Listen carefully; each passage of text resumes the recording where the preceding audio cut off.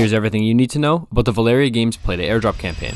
When designing our P2A campaign, we decided to take a different route than everyone else in the space. And what I mean by that is we essentially created a minigame within our campaign itself. And I know that might sound a little confusing, so let me break it down for you. The way we designed this campaign was based off what we're referring to as shards. An important thing to note before I get too deep into this is that you will want to spend all of the shards that you accumulate during this campaign. The airdrop of our utility token, Love, will be based off the rate that you generate shards, rather than the total amount of shards that you generated. That said, let's jump into how this all works. So I threw a pop-up on screen of all the different shard generation rates, which coincide with the tier on the left-hand side. On the day of the campaign launch, everyone will start with the first tier I just highlighted at the top, Iron 1. There's 25 total ranks with the highest being titled Champion, and this tier will generate 1 million shards per hour. Now, as you can also see, we have 3 other tabs, one indicating immediate shard bonuses for attaining the next tier, one for shard multiplier rate bonuses, and one for hour limits. So just to touch on these briefly, every time you rank up and jump into a new tier, you'll be given a shard bonus. And as you can see here, we have a shard bonus of 4,000 shards for ranking up from the base level of Iron 1 to Iron 2. You'll also get a 1.01x multiplier on your overall shard generation rate,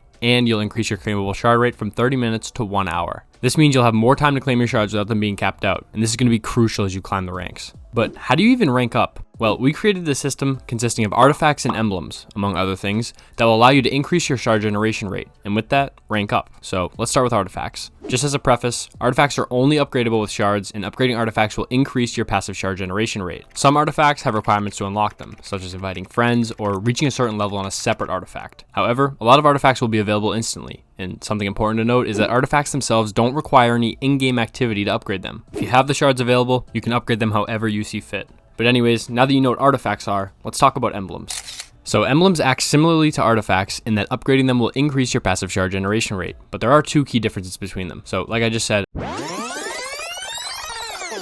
artifacts do not require in-game activity for upgrading, but emblems do. Now this participation could vary from using electric Valerians in battle, all the way to winning PvP matches. And the other key difference is just the general requirement to unlock emblems will be different than those of artifacts. So unlocking them may require you to evolve Valerians, follow our social media accounts, participate in faction battles, and so on. Emblems can be enhanced to provide multipliers to your total shard generation rate, making them much more important than artifacts. However, these emblems will require you to reach a certain level before you can enhance them, and before they can provide you with their multiplier. But once you enhance an emblem, its multiplier will carry over into future season campaigns, meaning you don't need to enhance them ever again, and you'll receive the bonus at the start of the next season, giving you a nice boost right off the bat. So let's use an example with our PvP battle emblem. I just threw a pop-up on screen of the emblem, and there's 2 things I want to point out immediately. So like I stated earlier, emblems will give multipliers to your overall shard generation rate, highlightable here on the left-hand side. On the right-hand side, we see that this emblem will give an additional 15.5 shards per hour at its current level. To unlock this emblem, you need to play 1 PvP match. To get to level 2, you need to play 3. For level 3, you need to play 5. And for level 4, you need to play 10. Lastly,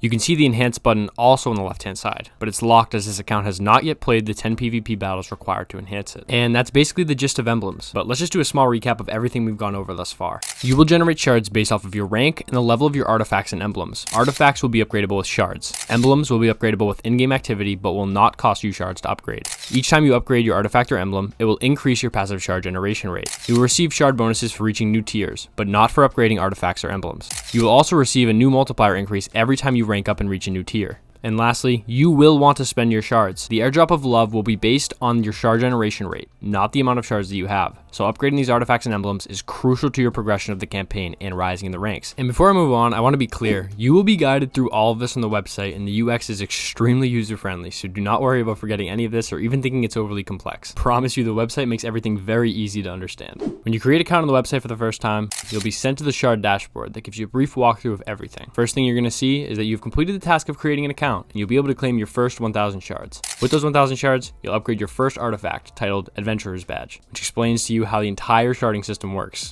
how you can upgrade artifacts to increase your shard generation rate, and how your token distribution and ranking will be determined. From that point on, you'll be led towards trying the game, unlocking emblems, and doing the social media tasks for the huge shard bonuses. But to continue, outside of artifacts and emblems, there's still several other ways to generate shards. One will be through daily tasks. Every day, there will be new tasks for you to complete that will grant you shards. Additionally, you'll be able to interact with our social media posts for some massive shard bonuses, so you definitely want to pay close attention to those tasks. Lastly, there will be a public leaderboard that tracks everyone's shard generation rates, and your airdrop will be directly correlated to where you are on the leaderboard. The final thing I want to say is shards are not a cryptocurrency token.